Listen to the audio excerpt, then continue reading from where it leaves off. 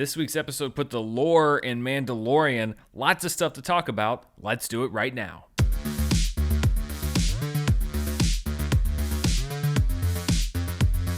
Hello everybody, I'm Dan Murrell here with my review of this week's episode of The Mandalorian, a game changer, both in this series and perhaps in the Star Wars franchise in general. Usually I do like a non-spoiler breakdown and then a spoiler breakdown, but there was so much in this episode. They referenced so many things. They referenced my Star Wars themed birthday party in 3rd grade. I don't know how they knew about that, but there was a reference to it in this episode. I mean, I could try to do non-spoilers, but it would be me saying like, oh, I love the part when the person said that thing to that person about that place and then revealed the other thing. So we're going to jump right into the sweet spoilery goodness because, as we've talked about, I'm on a different level of fandom from a lot of other Star Wars fans. Most people know more than I do. Some people are on the boat with me. So let's see what this episode did for me.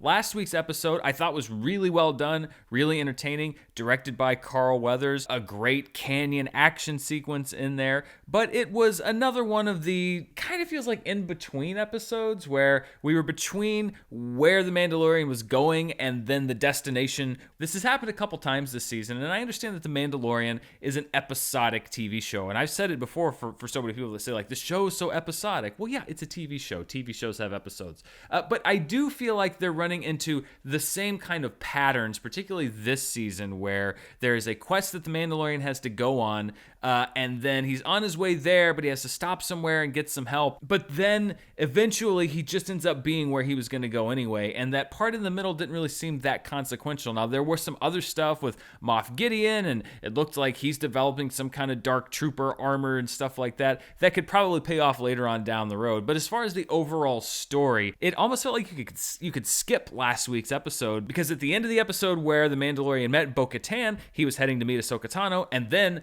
at the beginning of this episode, he gets to the place where he was meeting Ahsoka Tano, and indeed, this episode did not make you wait at all for the reveal of Ahsoka Tano. I was actually shocked. I thought, the rumor was this was gonna be the week where she comes into the show. Right off the bat, you get the reveal of Rosario Dawson playing this extremely popular character that originated in the Clone Wars animated series. Now, when they did the reveal on Bo-Katan, I talked about the fact that I'm not very well acquainted with Clone Wars, the animated Star Wars shows, and so there was a lot to that story that I didn't know that I'm sure hardcore fans really appreciated. Ahsoka Tano is a character that I am aware of in the sense of I had seen up to a couple weeks ago, I'd seen the Clone Wars movie, and I knew the rough idea, the rough shape of the Clone Wars series, even though I hadn't watched it. I've actually started watching it, so I know way more about Ahsoka Tano now than I did 2 weeks ago, but 2 weeks ago I knew next to nothing other than the vague sketches and outlines of her character. But generally, I gotta say, she looked pretty cool. Dual wielding the white lightsabers, and the way that was shot in the mists, so you would see her pop up with the lightsabers, and then when they would go away, she would just disappear into the fog and into the mist. That was such a great way to introduce that character, first of all, into live action for everybody, and then for those of us who are not as much into Clone Wars, for it to be either a wholesale or largely an introduction to that character is a very cinematic and a very mystical way to introduce her. So I think that they really did a great job of bringing her into the fold of this show. You didn't have to spend a lot of time on her backstory and how she got here, etc. It really was just kind of jumping into the story and her connection with, okay, we're now on our third name for this guy here, because first it was Baby Yoda, and then it was the child, and now I guess we have now his official name, Grogu.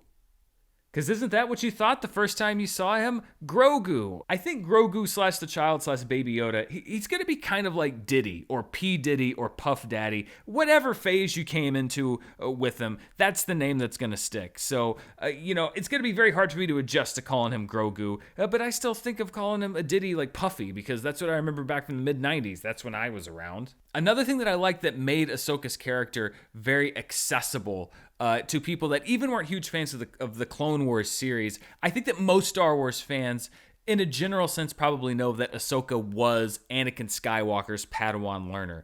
And I really liked the conflict that they set up with her character, where she won't train Grogu because she has seen what attachment can do to a Jedi. And she sees this attachment that the child has with the Mandalorian and sees that he's loyal, that they're loyal to each other, and sees that that loyalty and that love can be exploited. And I think that Rosario Dawson played that moment very well when she says, I'm not going to train him. I've seen what happens to Jedi who have strong connections.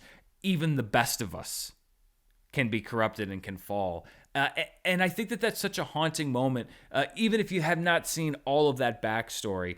But knowing her connection to Darth Vader and the fact that we are now in a galaxy that is just beginning to emerge, or what they think is emerge from under the shadow of the regime that Darth Vader was largely responsible for, certainly the elimination of the Jedi Order. That motivation is believable, and you understand what she's talking about, whether you're intimately aware of the Clone Wars or not. A couple other things that kind of made me sit up and just kind of go like, oh, whoa, as I was watching the episode. I remember like about 5-10 minutes into the episode, I literally sat up in my seat and went, hey, is that Michael Biehn? I'm just irrationally happy to see Michael Biehn in anything. I'm kind of sad that it seems like they've killed off his character, because I would have liked to have seen him come back in some capacity later on. Also, and this is probably a lore thing that people that have read the books and read the legends and the canon and everything else in Star Wars know, but I did not know that Beskar was impervious to lightsabers. And like I said, I tried to do a little bit of research into it and see if that was established before, and I'm still not really sure if it was established, but I love the idea that they have said in this show that Mandalorians and Jedi were at one time mortal enemies, or at least the Mandalorians were when it came to the Jedi. And so I love the idea that they have developed armor that is impervious to the Jedi's main weapon. And I thought that that added a great dimension to the fight between the Magistrate and Ahsoka later on with the Beskar spear, because that makes it a much more even fight. And so these are the things, whether they're original ideas or pulled from the lore and put into the show, that I think are very well distributed throughout The Mandalorian as a series. And once again, hats off to Dave Filoni and Jon Favreau and the creative team behind the show, because they keep doing these things that I think surprise people that don't know the lore and delight people that do know the lore. Meeting in the middle there is surprise and delight. And I think, again, that's a very positive thing for any franchise, but especially Star Wars. Of course, the other big name that was dropped is Ahsoka asking the Magistrate where her master is, and then revealing that her master is Grand Admiral Thrawn. So I'm like 2 cycles behind on my Thrawn research, because I'm just now finishing the Thrawn trilogy, which is the Legends version of Thrawn, and I know that there's a new canon version of Thrawn that was brought in through books and then through the animated series Rebels, and so I'm still learning about the old Thrawn that I guess doesn't count. I'm not even at the new Thrawn that does count, but again, this is the Star Wars universe is all coming together in The Mandalorian. Films, books, animated series, you name it, and it looks like they're all going to be put into this show. And I don't know how much bigger this show can get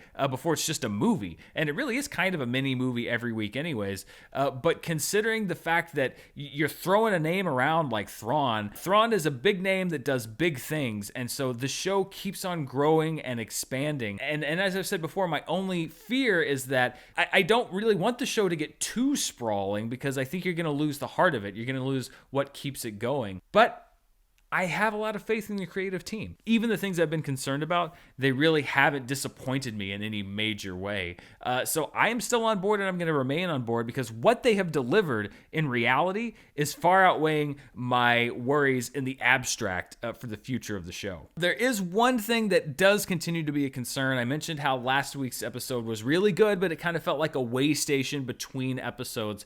This episode, you actually had 2 repetitions of something we've already seen a few times. The first is when, in order for Ahsoka to train Grogu, she made a deal with the Mandalorian for him to go and help her find the Magistrate and get this information from her. So that was a repetition of the, I'll do the thing you want me to do, but you have to help me do this thing first, which is, that's what happened when he met Bo-Katan with hijacking that Imperial ship. That's what happened last week with fixing his ship. It's like, oh yeah, and hey, help us go do this base. We are hitting that beat, and it's not and it's not the episodic thing. It's not the story thing necessarily. It's that in every episode, you're kind of hitting a similar story beat each time. So I do hope they shake those things up a little bit. And then we also had a bit of a repetition of getting to the end of a journey for someone to say, hey, your princess is in another castle. And that's what happened with Ahsoka here, which is that the Mandalorian finally meets the Jedi that he's been looking for this entire time. And she says, hey, cool, yeah. Well, you know what you should do? You should go to Tython and go find this seeing stone and have Grogu reach out, and perhaps another Jedi will reach out and train him. From a storytelling standpoint, I do hope that they're able to start mixing things up. And again, I don't think you have to have a complete story arc in every single episode. I would like to see them motivate that action a little more creatively in the future. And so that's where we leave The Mandalorian for this week, Chapter 13, The Jedi, and it ends with the newly christened Grogu and The Mandalorian on the way to Tython, the rumored birthplace of the Jedi Order, to try to seek out yet another Jedi. Will they get there next week? I'm guessing they won't. Will they find another Jedi? Maybe by the end of the season. When's Moff Gideon going to pop up? I'm guessing pretty soon. And are we going to see Ahsoka Tano again? Of course we are. At some point. We're bound to. There's still a lot of unanswered questions for this season. There's 3 episodes left. And so there's still a lot to break down. We'll see what happens next week. Maybe I'll be back with another review. Maybe I'll wait another couple weeks. Maybe I'll wait 3 weeks till we get to the end of the season finale. It just depends on how they structure the show and if there's a bunch to talk about. This episode, there was so much to talk about, and I would love if we were in this position every single week. Thanks so much for watching my review. As always, if you want to see even more of what I'm up to, you can check me out on Patreon at patreon.com/Dan Murrell. And I'd like to thank these producer level patrons. We have so much fun. Every month they get to vote on what movie commentary that they get from me. This month we had to go to a tiebreaker, but they voted for Knives Out. That commentary is coming out later today. And it's not just at the producer level. We have so much fun over on Patreon. We do movie trivia, Schmodown study sessions, watch-alongs, commentaries, a Patreon exclusive show called Dan Decides. Lots of great stuff. I'd love to have you come and join us. And if you want to hear me talk more about Star Wars, a few weeks ago I actually did an episode of my podcast devoted exclusively to Episode 4, A New Hope, or as we called it when I was growing up, just Star Wars, with Ken Knapsack. You can check out that episode, and you can check out my podcast every single week. I break down one or a couple of movies from my collection each week. The goal is to go through all of them. I'm having a great time doing it, and I'd love for you to watch the show or listen to it as a podcast. Thanks so much for watching my review of this episode of The Mandalorian, one of the biggest episodes to date. Can it be topped next week? We'll see. Thanks for watching.